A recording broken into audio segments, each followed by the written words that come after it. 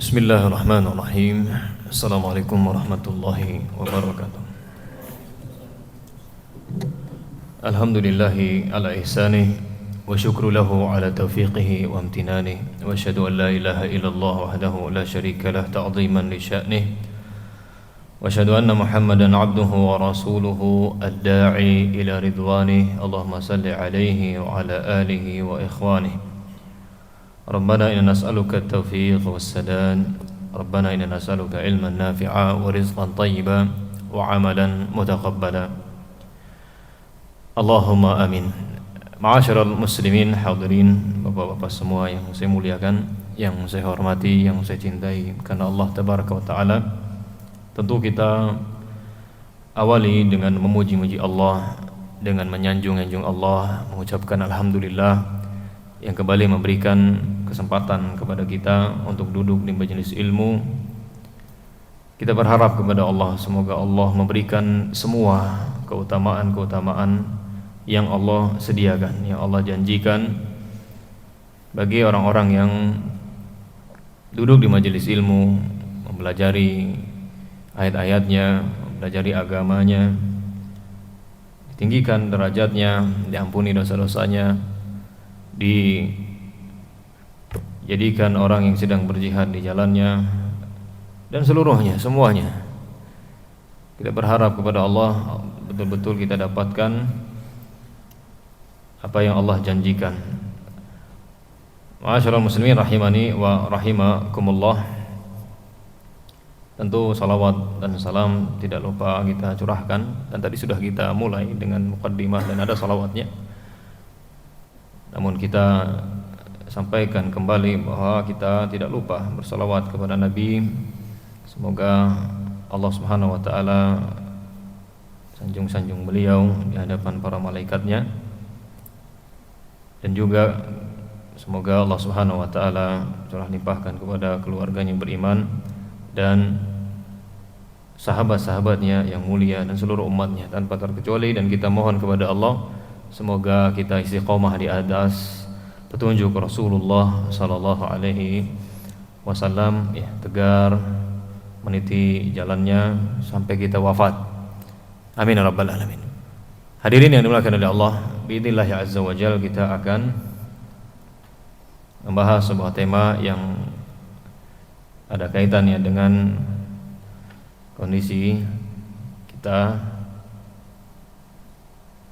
yaitu kemerdekaan yang sesungguhnya. Biidznillah, ya, besok kita atau secara umum di Indonesia akan kembali memperingati hari kemerdekaan yang pernah disampaikan oleh Pak Soekarno. Tentu kita bergembira, hadirin yang dimuliakan oleh Allah, dan bersyukur kepada Allah tabaraka wa taala atas nikmat kemerdekaan. Karena yang namanya penjajahan sangat-sangat tidak enak, ya. Apalagi di Indonesia, Pak, sejarahnya subhanallah, bukan hanya 1-2 negara yang menjajahnya. Bukan hanya 1-2 negara dijajah, ya. Dan kita akan sebutkan nanti bentuk penjajahan yang ada. Maka kita bersyukur kepada Allah Subhanahu wa taala atas kemerdekaan, sehingga kita pun aman, ya. Kita pun mendapatkan ketentraman, ya, dalam menjalankan aktivitas. Kita beribadah kepada Allah Subhanahu wa taala pun alhamdulillah bebas, ya, nyaman, dan seterusnya. Berbeda sebelum adanya kemerdekaan. Pak, kita sampaikan tadi bahwa bukan hanya 1-2 yang menjajah, ternyata bukan hanya Belanda, bukan hanya Jepang, ya. Saya buka kembali di website, ternyata ya bukan lebih dari itu. Di antaranya adalah Portugis, ya, kita sebutkan tahun 1509 sampai 1595, ya, sekitar 86 tahun pun pernah menjajah Indonesia. Kemudian ya, Spanyol juga sekitar 171 tahun. Portugis sekitar 86 tahun. Prancis juga pernah ya 5 tahun di tahun 1806 sampai 1811. Kemudian Inggris 5 tahun.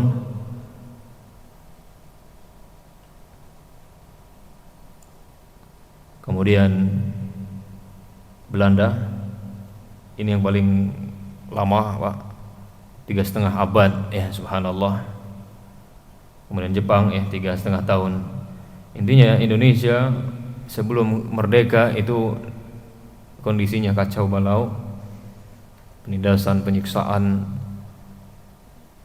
naudzubillah ya. Kita akan sebutkan juga di antara kejahatan ya yang terjadi atau yang dirasakan oleh rakyat Indonesia ketika itu, di antaranya adalah kejahatan fisik dan juga nyawa.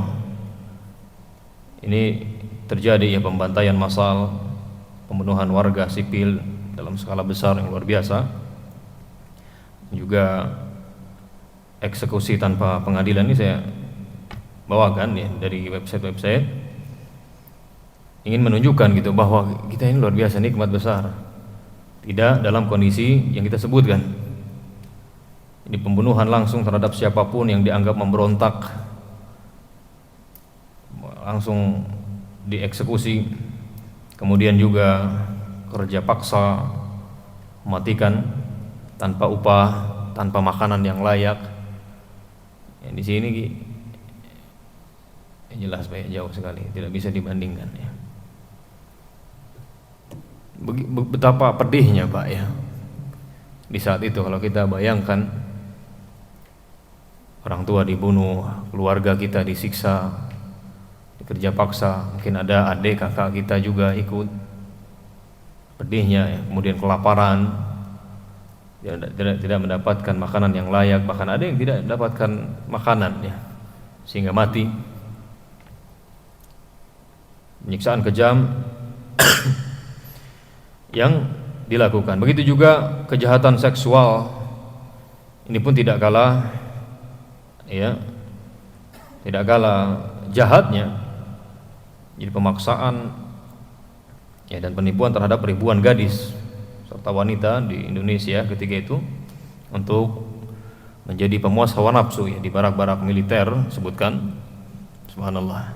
Coba bayangkan betapa pedihnya Pak ketika ada seorang suami, istrinya diambil, anak-anaknya yang dia cintai, dia sayangi, kemudian ditangkap lalu menjadi pemuas nafsu bejat para penjajah.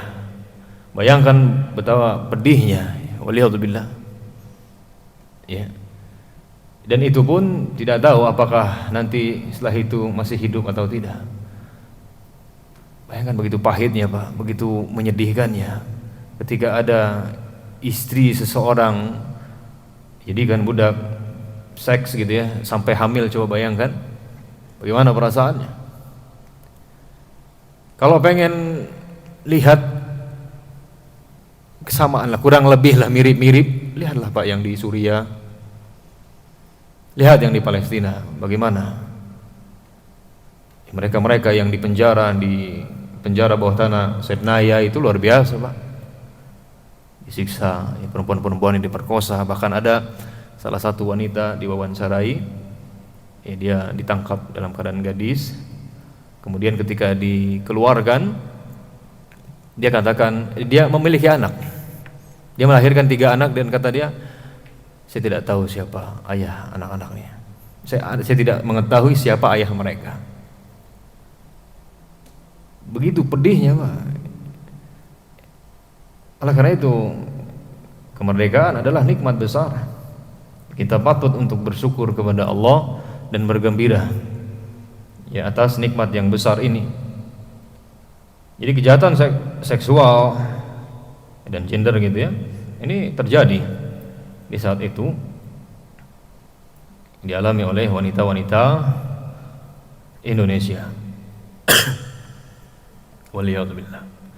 Dan juga tidak kalah pentingnya kejahatan ekonomi dan pangan, sebutkan perampasan lahan dan harta, penyitaan tanah milik rakyat secara sepihak, kemudian juga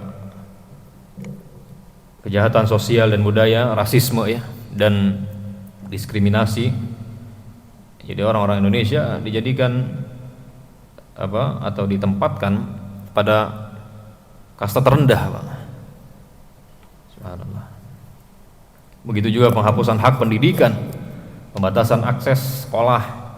Ya pokoknya orang pribumi, ya orang-orang Indonesia dijadikan bodoh saja. Pembunuhan massal jadinya, dan kejahatan-kejahatan lainnya, Pak.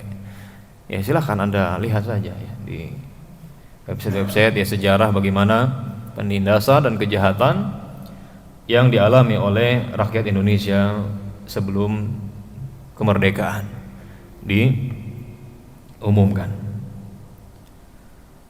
Maka kita bersyukur kepada Allah Subhanahu wa taala, dan semoga Allah jauhkan kita, Bapak Ibu atau Bapak semua, dari perbudakan atau dari penjajahan. Ya, jangan sampai ini terulang kembali di negara kita.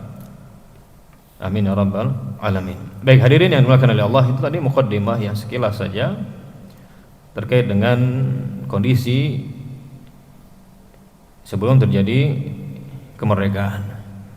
Maka lagi-lagi kita bersyukur kepada Allah, tidak henti-hentinya kita mengucapkan alhamdulillah atas keamanan, kenikmatan, kedamaian dalam melakukan aktivitas beribadah dan yang lainnya.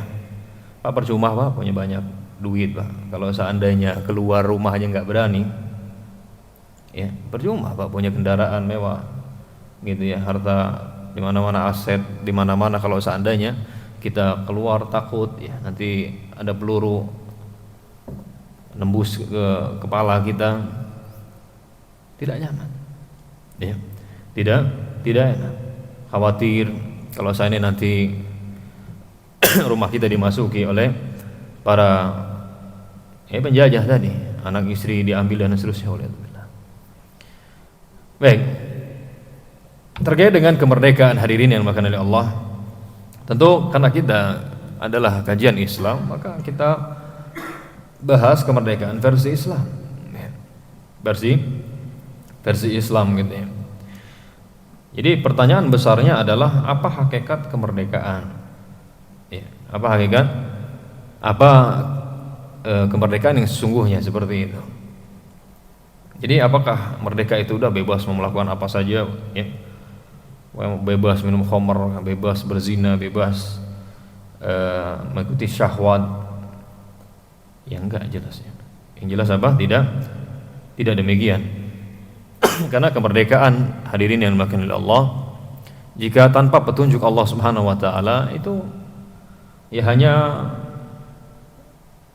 memindahkan dari satu perbudakan ke perbudakan yang lain. Itu kalau kemerdekaan tanpa petunjuk Allah Subhanahu wa taala. Oleh karena itu kita akan sebutkan poin-poin yang menjadi jawaban dari pertanyaan kita tadi. Hakikat kemerdekaan. Apa hakikat kemerdekaan, atau apa yang dimaksud dengan kemerdekaan yang sesungguhnya? Baik, kita langsung saja karena waktu kita singkat. Waktu kita sangat singkat. Kita langsung saja hadirin yang dimuliakan oleh Allah. Kemerdekaan yang sesungguhnya adalah kemerdekaan akidah. Kemerdekaan akidah. Jadi seorang yang betul-betul merdeka, Pak, akidahnya, keyakinannya atau hatinya gitu ya, bergantung hanya kepada Allah Subhanahu wa taala. Jadi orang yang benar-benar merdeka adalah menjadi budak Allah, menjadi hamba Allah Subhanahu wa taala. Jadi orang yang merdeka hatinya hanya bergantung kepada Allah, bukan bergantung kepada kuburan contohnya. bukan bergantung kepada dukun. Kalau masih bergantung kepada dukun, berarti dia belum merdeka, masih terpenjara, masih dijajah oleh siapa? Siapa yang menyesatkan manusia ini? Syaitan. Dan ini penjajahan yang lebih mengerikan ya. Yang lebih mengerikan. Kalau manusia menjajah manusia paling mati gitu ya. Nah, syaitan menjajah manusia kemudian berhasil, ya udah menjadi temannya di neraka waliyadzubillah. Jadi kalau seandainya masih bergantung kepada seperti yang kita sebutkan tadi, ya akidahnya, hatinya bergantung kepada kubur, bergantung kepada dukun, bergantung kepada jimat-jimat, berarti dia belum merdeka ya. Dia masih dijajah oleh syaitan. Orang yang merdeka adalah orang yang menjadi hamba Allah, beribadah hanya kepada Allah Subhanahu wa ta'ala.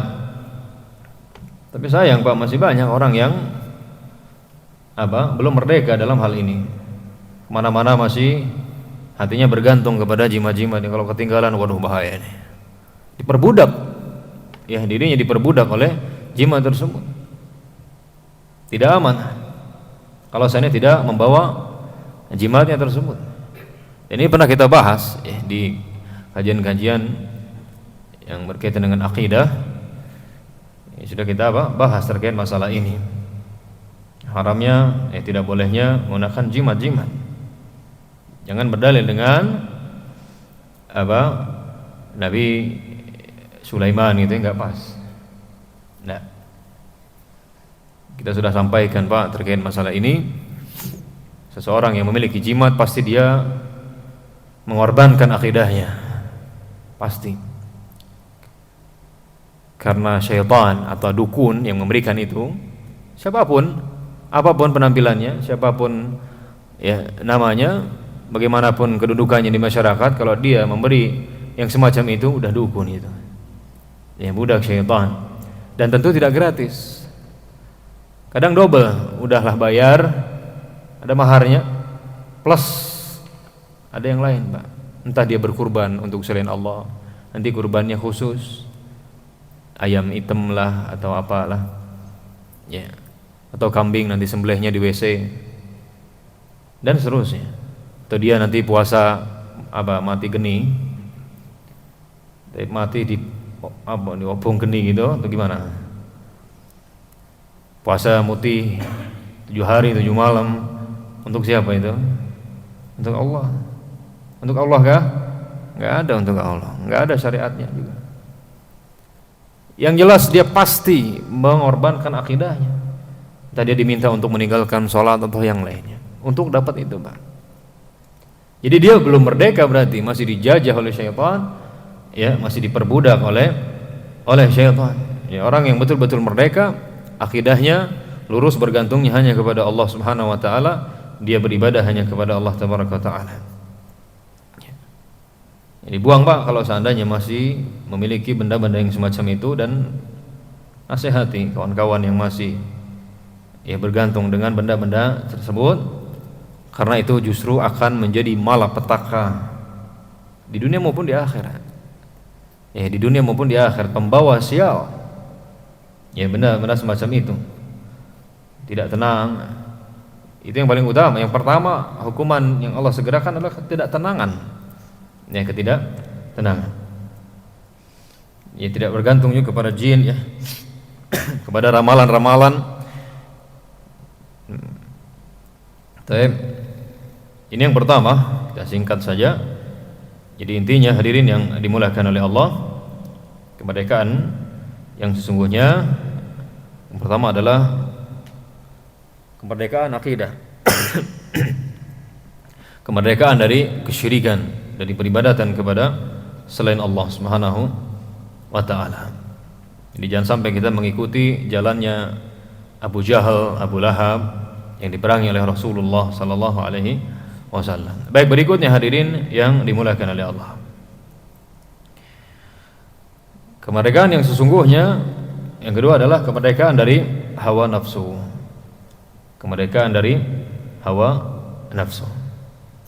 Jadi kalau seandainya seseorang contohnya belum mampu meninggalkan zina, berarti belum merdeka dia, masih diperbudak oleh apa? Oleh hawa nafsunya.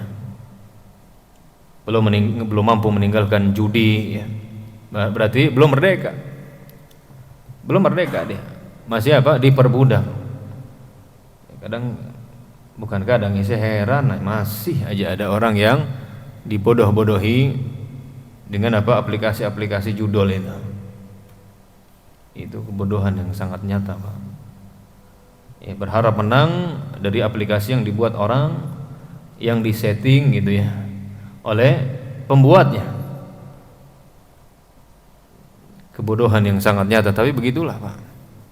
Kalau hawa nafsu sudah mendominasi, akal rusak, Pak. Akal menjadi rusak sudah. Ya. Pokoknya kaidahnya begitu. Kalau hawa nafsu mendominasi, khalas. Akal menjadi apa? Menjadi rusak. Begitu juga yang lain-lainnya ya, yang lainnya. Jadi intinya kemerdekaan dari hawa nafsu. Kemudian yang berikutnya, Pak, kemerdekaan yang sesungguhnya, saya buat poin-poin supaya lebih mudah diingat, adalah kemerdekaan dari perbudakan manusia. Merdeka dari perbudakan manusia. Jadi, Pak, Islam ya tidak mengajarkan seorang muslim menjadi manusia yang apa? Yang hatinya selalu tunduk kepada penilaian manusia. Enggak gitu. Takut gitu ya kepada manusia. Maka Allah katakan di dalam surat Al-Imran ayat 175, "Fala takhafuhum wa khafuni in kuntum mu'minin." Janganlah kalian takut kepada mereka, tetapi takutlah kalian kepadaku jika kalian benar-benar orang yang beriman. Jadi kalau seandainya kita masih sendiko dawuh saja kepada manusia, padahal ya perintahnya menyelisihi syariat, arahannya bertentangan dengan agama, berarti kita belum merdeka dalam hal tersebut. Masih diperbudak ya oleh perbudakan manusia. Ya bukan berarti kita tidak hormat kepada manusia gitu ya. Ya kita hormat, tapi apa? Ketika ada perintah yang ternyata itu menyelisihi syariat, sikap seorang muslim adalah jangan seperti budak. Kalau budak tuh pokoknya apa aja dilakukan sudah, enggak peduli, enggak pandang, pokoknya kalau majikan saya memerintahkan ya laksanakan. Nah, itu budak. Tapi seorang muslim yang baik tidak demikian. Dia selalu memegang teguh sabda Rasulullah sallallahu alaihi wasallam, la ta'ata fi makhluqin, la ta'ata li makhluqin fi ma'siyatillah. Tidak ada ketaatan kepada makhluk dalam memaksiati Allah Subhanahu wa ta'ala. Dalam memaksiati Allah enggak ada ketaatan. Kalau selain itu ya silahkan taat kepada pemimpin, na'am, taati selama tidak menyelisih Allah, menyelisih syariat, selama tidak ya bertentangan dengan agama, selama tidak memaksiati Allah, maka silahkan. Justru dituntut untuk apa? Untuk taat. Tapi jika tidak demikian, artinya kemaksiatan atau menyelisih syariat tetap ditaati, tetap diikuti, berarti belum merdeka dalam hal tersebut. Masih apa? Jadi budak.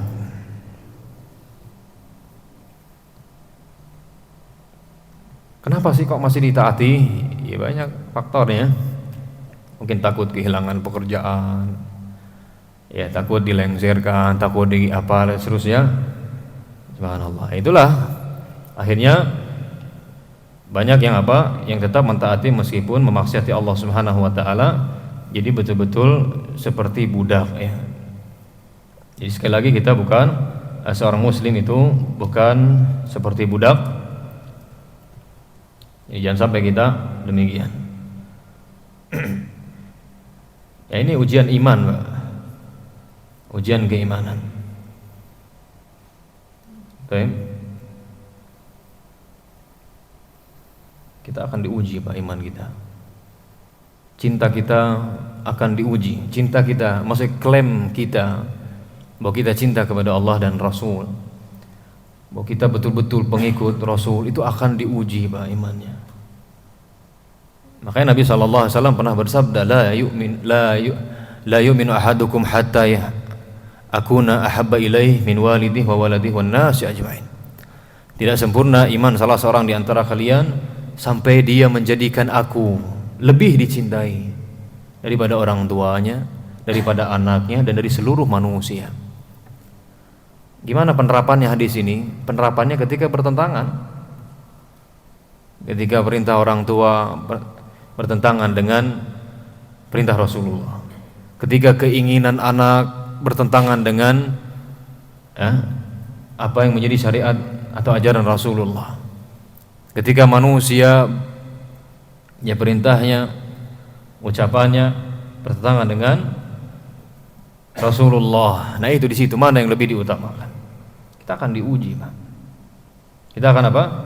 Diuji. Dan dalam hal ini banyak yang lulus, banyak yang tidak lulus, ya. Banyak yang lulus dan juga banyak yang tidak lulus.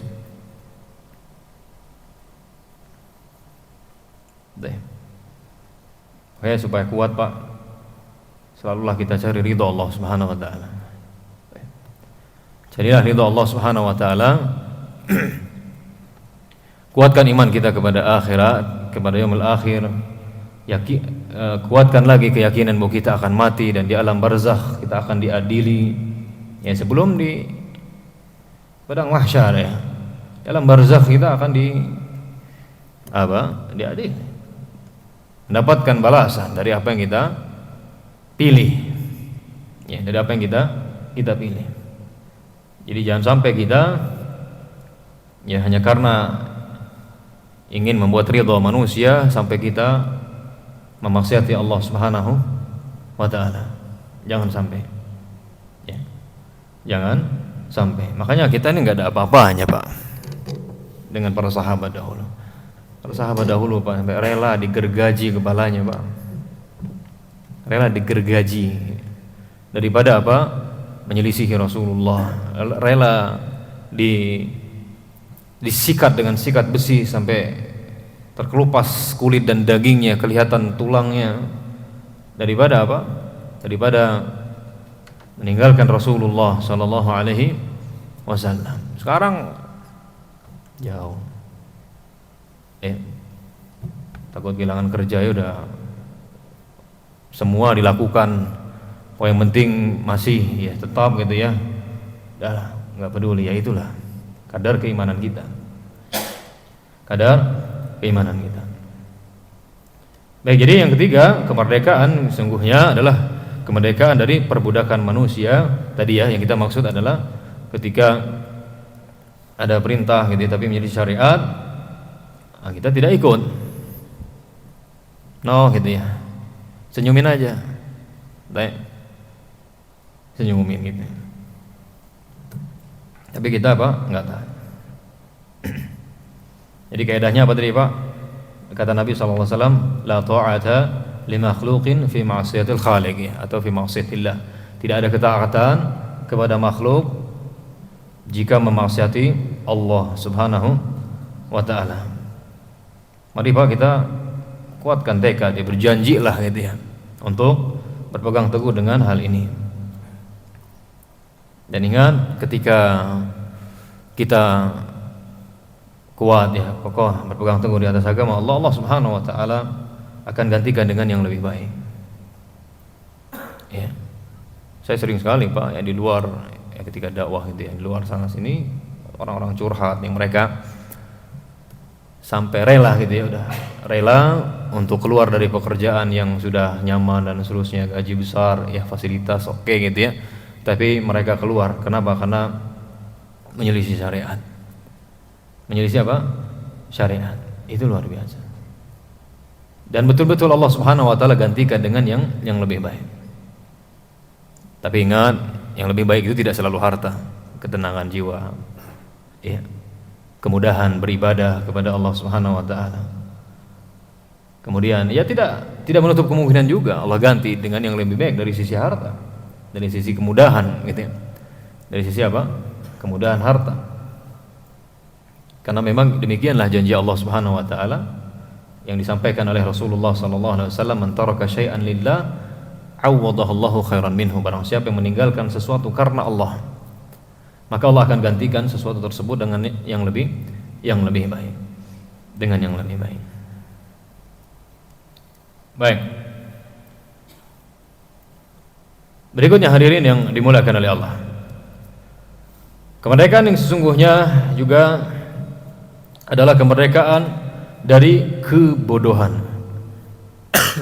Kemerdekaan dari apa? Dari kebodohan. Jadi Pak, kemerdekaan itu bukan hanya ya bebas secara fisik ya, bukan. Tapi seorang muslim juga berusaha ya harus membebaskan dirinya dari kebodohan, terutama dari kebodohan agama ya. Karena kebodohan itu belenggu. Banyak orang tidak mau mengamalkan ya, padahal itu adalah tuntunan Nabi. Kenapa? Karena ketidaktahuan, karena kebodohan. Allah Subhanahu wa taala berfirman, "Fa'lam annahu la ilaha illallah." Maka berilmulah bahwa tidak ada sesembahan yang benar kecuali Allah Subhanahu wa taala. Allah memulai dengan ilmu, dan juga kita tahu ayat yang pertama turun adalah agar kita berilmu. Iqra, ya kan, bacalah. Intinya hadirin yang dimuliakan oleh Allah, kita berusaha yang membebaskan diri kita dari kebodohan, karena kebodohan itu sangat tidak enak. Kadang kalau bodoh yang gampang dibodoh-bodohi, gampang disesatkan, tapi gampang diselewengkan dari jalan yang benar. Baik, berikutnya hadirin yang dimuliakan oleh Allah, kemerdekaan yang sesungguhnya adalah kemerdekaan dari cinta dunia. Kemerdekaan dari cinta dunia. Pak, tolong dipahami ya, saya ingin sedikit meluruskan. Karena suka sebagian ustadz gitu ya, ketika membahas ini tidak dijelaskan secara detail. Sehingga banyak orang salah paham. Kalau mencintai dunia berarti udah mutlak tercela gitu ya. Pak, kita fitrah, Allah kasih fitrah cinta kepada dunia ini, Pak. Istri kita termasuk dunia? Termasuk tak? Termasuk, Pak. Ya, engkau adalah duniaku, kan gitu kan kita sampaikan ke istri kita. Tanpamu ya duniaku hilang gitu ya. Tapi kendaraan ya dunia gitu. Banyak gitu. Jadi yang tercela Pak, yang dimaksud dari cinta dunia adalah karena kecintaan kita terhadap dunia menyebabkan kita meninggalkan agama, meninggalkan kewajiban. Nah, itu yang dimaksud. Ya. Jadi selama kita mencintai dunia apapun bentuknya, kendaraan, rumah, apapun, selama itu tidak ya menjadikan kita meninggalkan kewajiban, tidak menjadikan kita lalai dari kewajiban, maka tidak masalah. Tidak masalah. Apalagi kalau seandainya ya dunia yang kita miliki membuat kita semakin mudah untuk beribadah kepada Allah, mentaati Allah, justru ini bagus. Justru ini sangat bagus. Yang bermasalah itu kalau seandainya sampai meninggalkan agama, meninggalkan ketaatan, meninggalkan kewajiban. Dari cinta olahraga ini kan dunia nih. Gara-gara olahraga atau apalah permainan gitu ya, sampai enggak sholat. Nah, ini tercela. Diperbudak nih berarti dengan dunianya. Ini budak dengan dunianya tersebut. Tapi kalau seandainya ya olahraga gitu ya, main-main, tapi apa? Kewajiban dilaksanakan. Dan juga tentu permainannya tidak menyelisihi syariat. Baik, jadi kemerdekaan yang sesungguhnya yang terakhir adalah kemerdekaan dari cinta dunia yang tadi yang saya sebutkan ya. Hobi motor contohnya, dunia motor. Ya boleh aja terserah. Boleh, enggak masalah. Tapi jangan sampai itu melalaikan dari kewajiban. Ya. Apalagi ya banyak, dunia kan banyak. Baik. Baik harta, kerjaan, baik usaha dengan dunia. Jadi jangan sampai diperbudak. Orang yang dagang contohnya, ujiannya ketika azan berkumandang dan qadarallahnya pas azan customer banyak. Kadang-kadang gitu ujiannya. Nah di situ Pak. Ya, mana yang diperbudak oleh dunianya, mana yang dia betul-betul hamba Allah Subhanahu wa taala. Kalau betul-betul hamba Allah Pak, insya Allah nggak takut dia. Ya tinggal izin saja. Pak mohon maaf gitu ya. Mohon maaf sekali azan sudah berkumandang. Jadi kami mau sholat lebih dahulu. Kalau bapak-bapak atau ibu masih mau atau berkenan untuk menunggu, ya silakan. Atau malah bagus ya ikut kami. Jika tidak, mungkin bisa beli di tempat yang lain. Gitu. Atau bisa juga sebenarnya disiasati sebenarnya bisa ya. Bisa. Makanya kalau punya karyawan ya usahakan laki-laki dan apa? Kalau ada perempuan tapi dari keluarga lah supaya apa? Supaya mudah. Ini gantian. Pas azan nanti laki-laki sholat ini nanti perempuan yang jaga. Baik. Kalau ada laki-laki dan perempuan bisa diatur. Baik. Berikutnya hadirin yang dimuliakan Allah dan yang terakhirlah karena waktu kita singkat. Kemerdekaan yang sesungguhnya yang terakhir dan ini yang paling utama atau tidak kalah pentingnya adalah merdeka dari neraka. Artinya terbebas ya dari apa? Dari neraka. Ini kemerdekaan yang luar biasa Pak. Sampai-sampai Allah Subhanahu wa taala mengatakan dalam surat Al-Imran ayat 185, "Faman zuhziha 'anil nar wa udkhilal jannah faqad faz." Barang siapa dijauhkan dari neraka dan dimasukkan ke dalam surga, maka sungguh dia telah memperoleh kemenangan. Sudah merdeka, ya sudah apa? Sudah terbebas. Ini Pak. Jadi barang siapa dijauhkan dari neraka dan dimasukkan ke dalam surga, sungguh dia telah memperoleh kemenangan. Dan inilah Pak yang kita selalu usahakan ya setiap hari. Kita ini apa sih Pak? Ya sujud, gitu. Sholat, ya ruku, sujud, berusaha beramal soleh dan seterusnya. Apa kalau bukan ya supaya terhindar dari api neraka. Dan saya sudah pernah sampaikan Pak, seorang muslim dia betul-betul baik Islamnya, ujungnya adalah surga. Ya selama dia bertauhid dan terus dia istiqomah gitu ya. Istiqomah di atas keislamannya. Tapi kan manusia dia tidak apa? Tidak sempurna.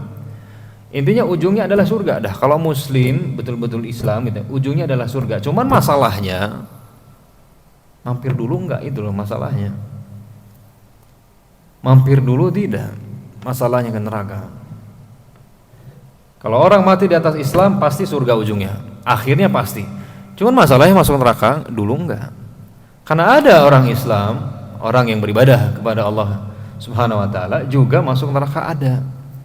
Karena dosa mulutnya ya. Dia muslim ya, dia beribadah kepada Allah tapi apa? Ya suka ngambil barang orang gitu ya. Atau suka menggibahi orang. Dan yang lainnya. Dan yang lainnya. Itu masalahnya. Ya, mampir dulu atau tidak. Kita berharapnya jangan sampai mampir. Dan jangan sampai terhasut oleh syaitan, gampang mampir doang sebentar, yang disetrika-setrika selesai gitu ya. Enak benar ngomong disetrika-setrika. Ya dibakar dikit oke lah gitu. Nah ini syaitan benar ini Pak. Ya. Ini adalah bisikan syaitan.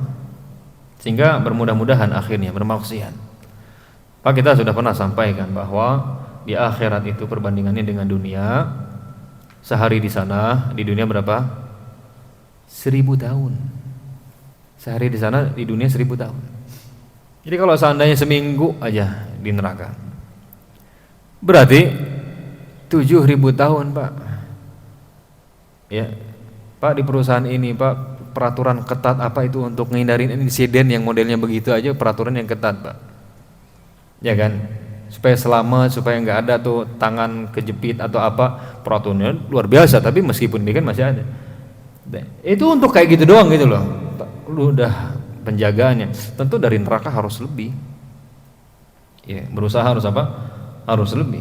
Karena waliyadzubillah, sudahlah waktunya sangat lama. Itu pun ya, emang siapa yang nentuin? Emang kita yang nentuin. Saya seminggu aja deh ya Allah di neraka, nggak? Siapa? Nggak ada begitu modelnya. Ya. Udah gitu emangnya apinya sama gitu dengan api dunia? Enggak Pak. Dalam Sahih Bukhari disebutkan bahwa api neraka panasnya 70 kali lipat lebih panas daripada api dunia. 70 kali lipat Pak. Api dunia aja begitu panasnya udah luar biasa dahsyat. Bagaimana panasnya dilipat gandakan menjadi 70 ya, kali lipat. Kita nggak rela ya. Ada orang datang bawa bensin, nyiram bensin ke kita untuk bakar kita sangat tidak rela, kita lawan. Ada orang mau bakar anak kita gitu ya, dengan api dunia, tidak rela kita. Tapi untuk api neraka ini gimana? Banyak malah pasang badan ya. Banyak malah rela ya anaknya terancam dengan azab waliyadzubillah. Waliyadzubillah. Jadi demikianlah hadirin yang dimuliakan oleh Allah Subhanahu wa taala terkait dengan kemerdekaan yang sesungguhnya kita tentu ya selain bersyukur kepada Allah memohon kepada Allah Subhanahu wa taala, dan saya berharap kepada Bapak semua untuk ya kita berdoa kepada Allah Subhanahu wa taala memohon agar memohon kepada Allah tolong diaminkan agar dikabulkan oleh Allah Subhanahu wa taala ya.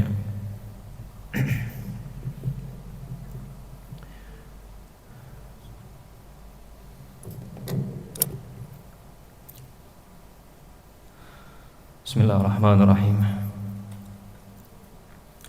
Hamdan syakirin, hamdan na'imin, hamdan yu'afi ni'amahu wa yukafi mazidah. Ya Rabbana lakal hamdu kama yanbaghi بجلال وجهك وعظيم سلطانك. اللهم صل وسلم على حبيبك ونبيك محمد وعلى آله وصحبه أجمعين والحمد لله رب العالمين. Ya Allah, ya Rabbi, ya Allah, ya Tuhan kami, ya Allah, sesembahan kami memohon kepadamu ya Allah, memohon kepadamu dengan permohonan orang-orang lemah, permohonan orang-orang yang sedang kepepet. Kami mohon kepadamu ya Allah, ya Rabbi, dengan nama-namamu yang husna dan sifat-sifatmu yang ula.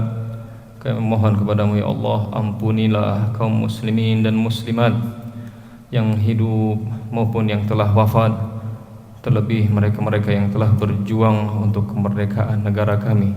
Ya Allah, ya Rabb kami, ampunilah dosa-dosa mereka yang telah memperjuangkan kemerdekaan negara Indonesia, yang telah bersusah payah, yang telah berjuang mengerahkan arwah mereka, mengorbankan nyawa mereka untuk kemerdekaan negara Indonesia.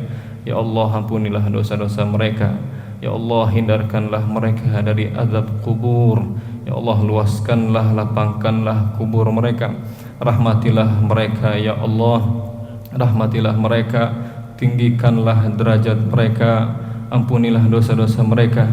Dan ya Allah, ya Tuhan kami, ya Allah, ya Tuhan kami, ampuni pula orang tua kami ya Allah, yang masih hidup maupun yang telah wafat. ampuni mereka ya Allah, angkat derajat mereka ya Allah. Jangan sekalipun ya Allah, sedikit pun Kau azab mereka ya Allah. Maafkan mereka, maafkan kesalahan mereka. Dan kami mohon kepadamu ya Allah, ya Rabb kami yang maha kuasa, yang maha segala-galanya, yang maha mampu atas segala sesuatu ya Allah, yang maha berkah, tolong berkahi perusahaan kami ya Allah, di mana kami mencari rizki di dalamnya. Berkahilah pekerjaan kami, berkahilah rizki kami, berkahilah seluruh orang-orang yang ada di dalamnya. Berikanlah taufik dan hidayah siapapun yang ada di dalamnya. Hindarkanlah kami ya Allah dari segala insiden, dari segala hal yang tidak baik, dari malapetaka, bencana ya Allah, ya Rabb kami. Ya Allah, ya Rabb kami, ya Allah, ya Tuhan kami, ya Allah yang memberi hidayah, berikanlah hidayah kepada kami dimanapun kami berada. Berikanlah taufik ya Allah. Ya Allah, satukanlah hati kami. Ya Allah, satukanlah hati kami, hindarkanlah kami dari perpecahan ya Allah. Ya Allah, berikanlah rahmat kepada kami, bimbinglah kami selalu ya Allah ke jalan-Mu yang benar. Dan ya Allah, ya Rabb kami yang maha pemberi hidayah, yang berikan taufik, berikanlah taufik kepada pemimpin-pemimpin kami. Berikanlah taufik kepada mereka untuk membimbing kami, untuk terus mengarahkan kami kepada yang terbaik. Ya Allah, ya Rabb kami, mudahkanlah urusan mereka, lancarkanlah rizki mereka, panjangkanlah umur dan berkahilah umur mereka. Ya Allah, ya Rabb kami, berikanlah kami selalu kekuatan, ketegaran untuk beribadah kepadamu, untuk selalu mentaati-Mu, dan untuk selalu menjauhi larangan-larangan-Mu. Ya Allah, ya Rabb kami, berikanlah kami selalu ilmu yang bermanfaat, rizki yang halal. Ya Allah, ya Rabb kami, tidak lupa kami mohon kepadamu ya Allah, jagalah keluarga kami yang jauh di seberang sana, yang sedang jauh dari kami ya Allah. Selamatkan mereka, selalu lindungi mereka. Anak istri kami ya Allah, bimbing selalu mereka ya Allah di atas jalan-Mu yang lurus. Ya Rabbana zalamna anfusana wa in lam taghfir lana wa tarhamna lanakunanna minal khasirin. Rabbana atina fid dunya hasanah wa fil akhirati hasanah wa qina adzabannar wa qina adzabannar. Subhana rabbika rabbil izzati amma yasifun, wassalamun alal mursalin, walhamdulillahi rabbil alamin. Tapi dengan demikian hadirin, kita telah selesai. Semoga Allah Subhanahu wa taala mengabulkan doa kita semua. Semoga ada di antara kita yang aminnya atau doanya menembus langit sehingga Allah Subhanahu wa taala mengabulkan doa kita. Amin ya rabbal alamin. Wallahu a'lam bissawab. Subhanakallahumma wa bihamdik, asyhadu an la ilaha illa anta, astaghfiruka wa atubu ilaik. Assalamualaikum warahmatullahi wabarakatuh.